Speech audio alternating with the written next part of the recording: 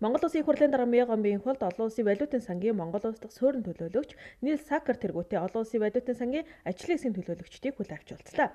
Улсын их хурлын дараагийн хулд өнгөрч буй 2-7 хоног хүрэхгүй хугацаанд ихээхэн ачаалтаа ажиллаж, Монгол улсын эдийн засгийн өнөөгийн нөхцөл байдлын талаар үнэлгээ дүгнэлт хийж, бодлогын болон хөтөлбөр хэрэгжүүлэх асуудлаар байр суурь илэрхийлэн хамтран ажилласанд олон улсын валютын сангийнхан улсын их хурлын нэрийн өмнөөс болон хуваасаа талархал илэрхийллээ. Уулзалтын үеэр тэрээр олон улсын валютын сангийн хөтөлбөрийг Монгол улсад хэрэгжүүлэх нь зүйтэй гэж үзэж байгаагаа илэрхийлээд төр засгийн байгууллагын хамтын зорилго, улс төрийн доктортой байдал, эрх барьж буй улс төрийн хүчний туршлага, манай орны байгалийн баялаг нөөц боломж зэргийг харгалзан үзвэл хямралаг богино хугацаанд даван туулах боломжтой гэж үзэж байгаагаа илэрхийлсэн. Ноён Нил Сакер сангийн яам Монгол онцны холбогдох албаныхантай уулзаж асуудлаа олон талаас нэгтлэн үзлээ. Ажил үр дүнтэй боллоо гэж үзэж байна. Цаашид анхаарах асуудал хийж гүйцэтгэх ажлынхаа чиглэлийг тогтоосон.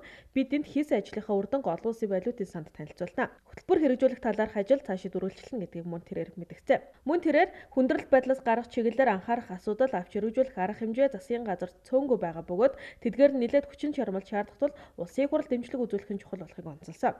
Улсын их хурлын дараагийн хулд манай улс олон улсын валютын сантай хамтран хөтөлбөр хэрэгжүүлж байсан туршлагатай 2009 онд хэрэгжүүлсэн стандбай хөтөлбөр үр дүнтэй болсон. Энэ удаад олон улсын валютын сан засгийн газар Монгол онц бодлогын арга хэмжээнүүдийн талаар олон талаас нь сайтар ярилцаж эзэслэн тохирох шаардлагатай. Эдийн засгийн хүндрэлээс гарах чиглэлээр засгийн газраас өргөн барьсан үр дүнд хүрэх үе арга хэмжээ төсөл хөтөлбөрийг улсын их хурл шуурхай хэлэлцэн шийдвэрлэж бүх талаар дэмжлэг үзүүлэх болно гэдгээ уулзалтын төгсгөл тэмдэглэсэн.